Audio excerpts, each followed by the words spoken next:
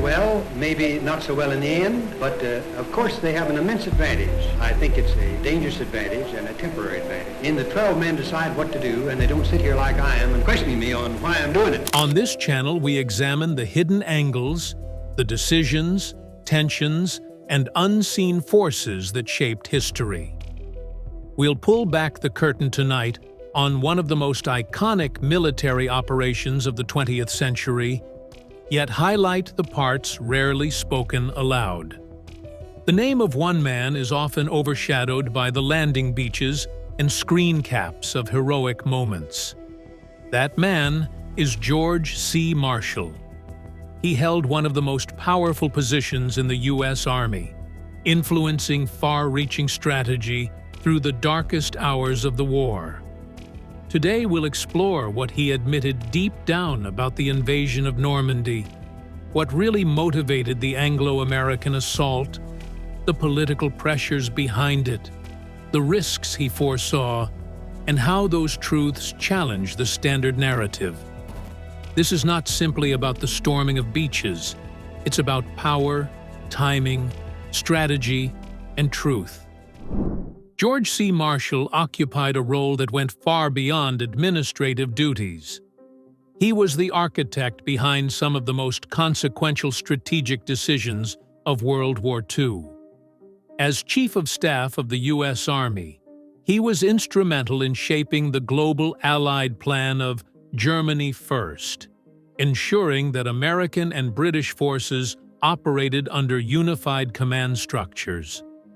The critical debates of late 1941 and early 1942 centered on the timing and location of a major Western European invasion. Marshall and his planners pressed relentlessly for an early cross-channel assault, convinced that striking directly at the heart of German power would not only relieve the staggering pressure on the Soviet Union, but also stabilize the Eastern Front, where the Red Army was reeling under the full might of the German war machine. He understood that in a democracy at war, yearly offensive action was a necessity, not merely an option, making the stakes of every decision a matter of life, death, and the shape of the post-war world. The strategic landscape was far from unified. Winston Churchill and his British commanders advocated for a peripheral approach, striking through the Mediterranean, North Africa, Italy, and the Balkans. Their reasoning was cautious: incremental degradation of German strength, fewer casualties, and preservation of British imperial interests. Americans, led by Marshall, saw this approach as dangerously slow, a gamble that allowed Germany to continue its murderous expansion unchecked. For Marshall, a direct assault on France was not just military logic, but a strategic imperative. By opening a Western front, Germany would be forced to fight on two fronts, relieving the Soviets and preventing the Eastern Front from becoming a blood-soaked stalemate. The tension between these approaches reflected more than differing battle plans. It reflected competing visions of political influence, resource allocation, and the future of Europe.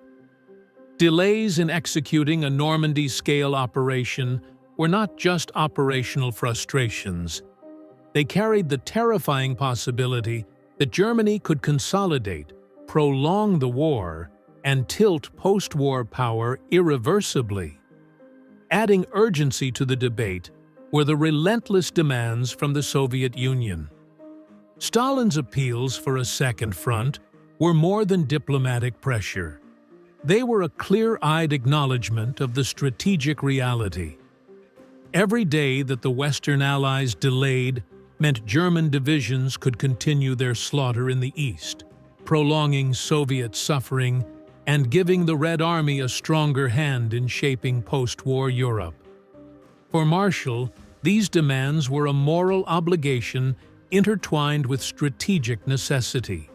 Yet launching a massive invasion prematurely carried immense risk. British leaders feared that an unsuccessful landing could be catastrophic, militarily and politically. The calculus was brutal: strike too soon, and the operation could fail spectacularly. Delay too long, and Germany could dominate the continent and influence the post-war order. Marshall's writings from this period reveal the dread that haunted every decision. The stakes were not just the beaches of Normandy, but the entire balance of global power.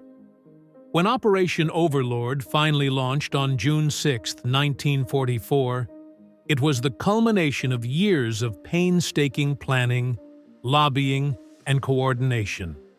Over 133,000 troops stormed Normandy under the protection of more than 7,000 ships and landing craft. The logistical and strategic groundwork for this colossal effort had been laid years earlier through planning concepts like Sledgehammer, Roundup, and Bolero. Yet even with meticulous preparation, the risks were staggering. A failed landing would not only cost thousands of lives, but could have allowed Germany to regain the strategic initiative, potentially prolonging the war and altering the political map of Europe. For Marshall, the operation was never just about liberation. It was a calculated gamble to shift the strategic balance, ensuring that the Western Allies maintained leverage over the Soviet Union in the post-war settlement. Every detail of Overlord reflected the high-stakes tension that Marshall had warned about. Timing, coordination, and overwhelming force were non-negotiable, because the consequences of error were unthinkable. His memos reveal an almost obsessive concern with precision, recognizing that the fate of millions hung in the balance. D-Day was more than a military engagement. It was a test of strategic vision, political foresight, and the willingness to accept extraordinary risk. Soldiers stormed the beaches, but their bravery alone could not determine the outcome. The careful orchestration behind the scenes, guided by Marshall's strategic insistence on a decisive, timely offensive, turned it into a turning point that would redefine the trajectory of the war and the structure of global power. In the end, the story of this period exposes a reality often hidden behind tales of heroism. War at this scale is a terrifying exercise in calculated risk. Every decision carried consequences that could reverberate across continents, and the weight of those decisions fell heavily on the shoulders of strategists like Marshall. The Normandy invasion was not simply a feat of logistics or courage.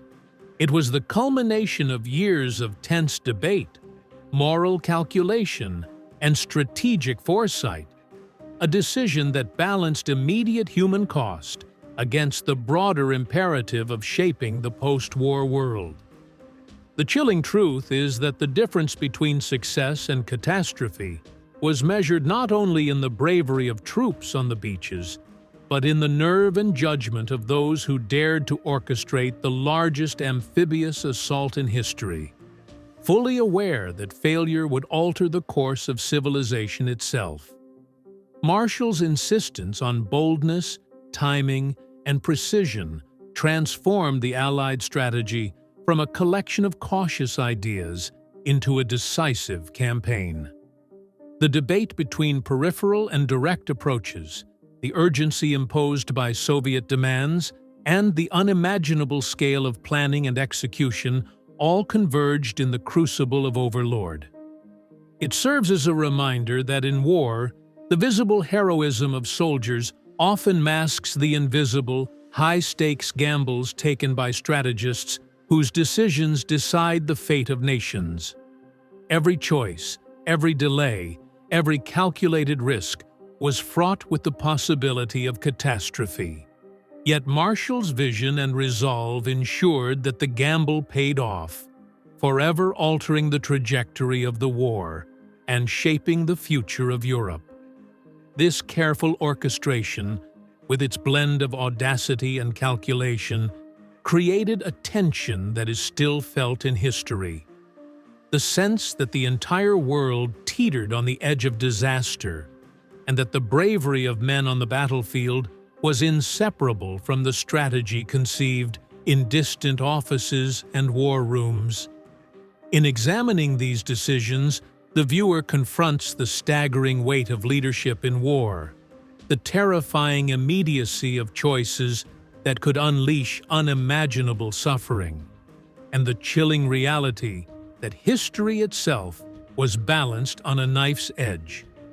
The interplay of strategy, politics, and human cost makes the story of Marshall and the Second Front not just a historical account, but an enduring lesson in the terror and gravity of global conflict, where every plan carries consequences far beyond the battlefield, and every delay risks reshaping the world. George C. Marshall's role during the Second World War was far more than that of a military administrator. He was the central strategist whose decisions could determine the fate of continents. As Chief of Staff of the U.S. Army, he was the driving force behind the global Allied plan of Germany First, insisting that American and British forces operate under unified command structures. In late 1941 and early 1942, debates raged over when and where to launch a major invasion of Western Europe. Marshall and his planners pushed for an immediate cross-channel assault, understanding that striking directly at the heart of Germany would relieve the immense pressure on the Soviet Union and stabilize the Eastern Front, which was reeling under the massive German onslaught. For Marshall, the calculus was clear.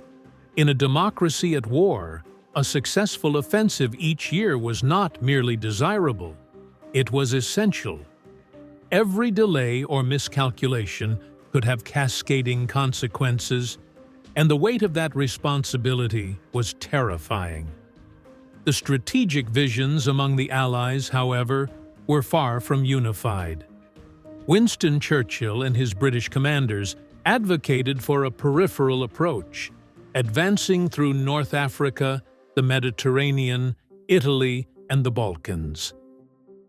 Their reasoning was cautious and incremental, aimed at degrading German strength slowly, minimizing casualties, and preserving British imperial interests.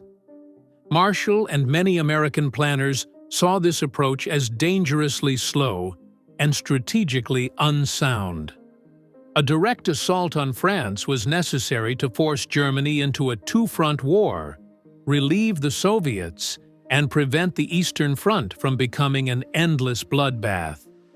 The disagreement was more than tactical, it was deeply political. Delays in opening a Western Front allowed Germany to consolidate its positions, strengthen its defenses, and prolong the conflict, increasing the human cost and reshaping the post-war balance of power. Marshall's frustration is evident in his insistence that boldness and timing were paramount, and that hesitation could have consequences far beyond the battlefield. The urgency of the situation was magnified by repeated demands from the Soviet Union.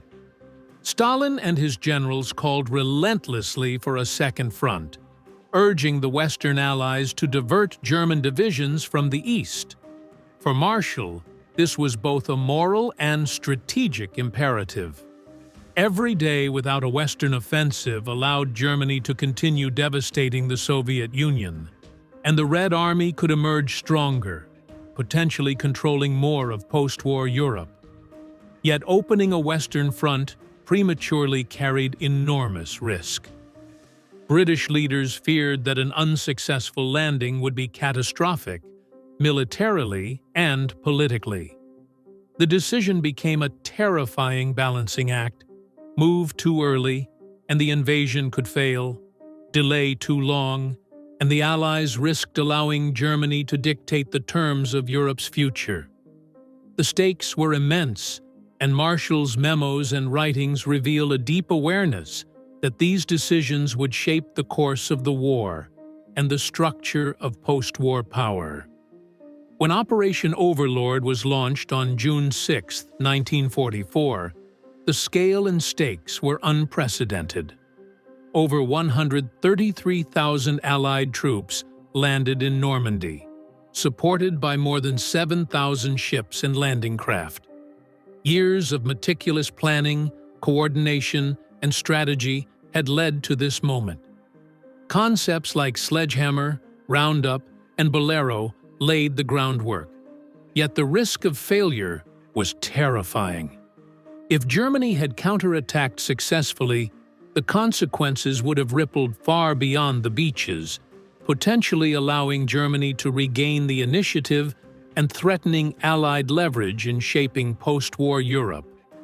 Marshall had always insisted that the timing and buildup had to be precise, fully aware that failure would not only be a military disaster, but also a geopolitical catastrophe. At the heart of Marshall's planning lay a stark recognition.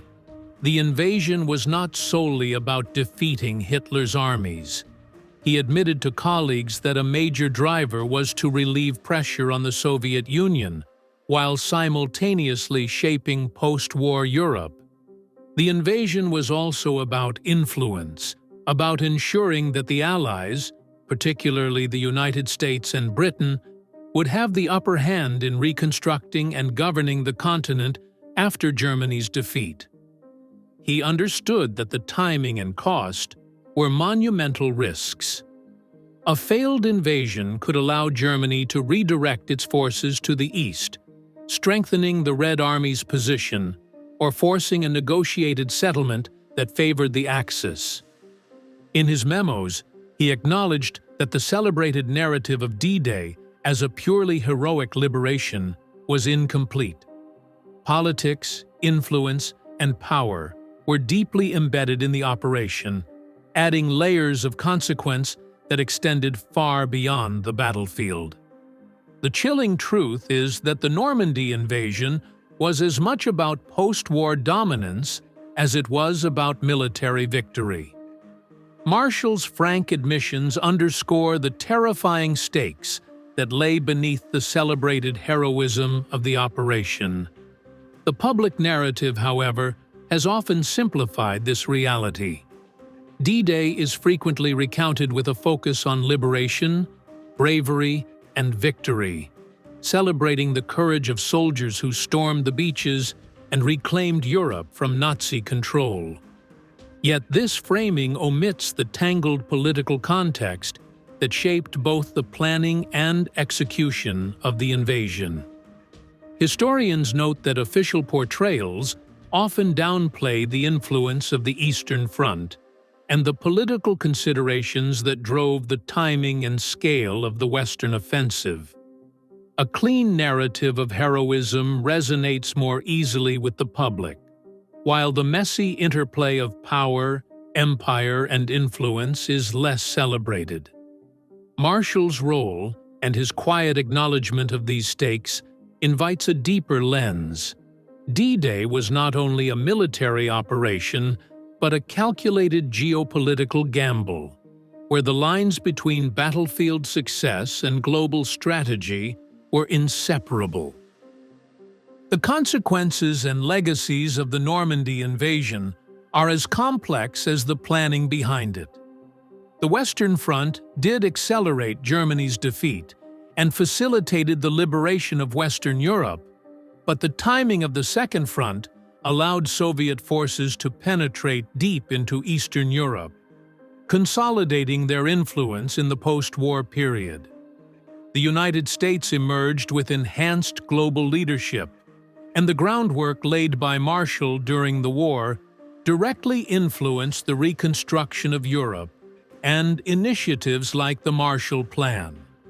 Meanwhile, the relative power of the British Empire declined, and theaters in the Mediterranean became less strategically central as a result of the cross-channel assault. The mythologized version of D-Day often focuses on the heroism of soldiers and the tactical brilliance of commanders, But the reality was far more intricate. Decisions, delays, and political calculations all shaped the moment, and Marshall's candid reflections revealed that the landing beaches were as much about positioning for post-war influence as they were about establishing a military foothold. Viewing D-Day through this fuller prism emphasizes both the extraordinary bravery of the soldiers and the immense strategic gamble taken by Allied leadership. Every choice, every delay, and every calculated risk carried consequences that could reshape the world. The story of Marshall and the Second Front forces a confrontation with the terrifying weight of leadership in global conflict, where the outcome of battle and the configuration of power afterward are inseparable. Strategic audacity, precise planning, and political foresight were required to turn the operation from a potential catastrophe into a turning point that would determine the trajectory of the war and the post-war order. The interplay between military necessity and geopolitical calculation imbues the story of Normandy with a haunting tension. The beaches, the soldiers, and the chaos of battle were all visible, but the invisible architecture of strategy, influence, and risk lay behind every decision. Marshall's insistence on precision, his awareness of the political and strategic stakes, and his willingness to push for bold action in the face of enormous risk transformed a high-risk military assault into a decisive operation with global consequences. It was a terrifying calculus, where the difference between success and disaster could have meant the domination of Europe by Germany or an uncontested Soviet expansion. This duality, the courage of soldiers intertwined with the careful, high-stakes strategy of leaders, gives the invasion its profound historical resonance. By examining D-Day through Marshall's perspective, the chilling reality emerges that history is rarely as simple as it appears. The operation was a collision of human courage, calculated risk, and geopolitical ambition, where every choice had the potential to alter the balance of power for generations. The visible heroism on the beaches was inseparable from the invisible gambles in war rooms, and Marshall's quiet acknowledgement of these stakes reveals a terrifying truth. Global conflict is as much about shaping the future as it is about immediate victory, and the most celebrated moments of courage often mask the monumental risks that made them possible. Understanding this context does not diminish the bravery of the soldiers who fought, but deepens appreciation for the magnitude of the decisions behind the battle. D-Day was both a triumph of strategy and a high-stakes gamble that could have reshaped Europe entirely. The careful orchestration of Operation Overlord, combined with Marshall's strategic vision, demonstrates how war operates at the intersection of heroism, calculation, and power. The terrifying reality of these decisions continues to resonate, reminding us that history is constructed not only by battlefield action, but also by the strategic choices and political calculations that determine the course of nations. Thank you for staying with this deep dive into one of the pivotal moments of modern history. The story of George C. Marshall and the invasion of Western Europe challenges us to think differently, to ask why decisions were made, who made them, and what was at stake. If you found this video compelling, please like it and comment your thoughts below. What surprised you most about Marshall's role? And make sure to subscribe so you don't miss our next exploration into history's untold angles. Until next time.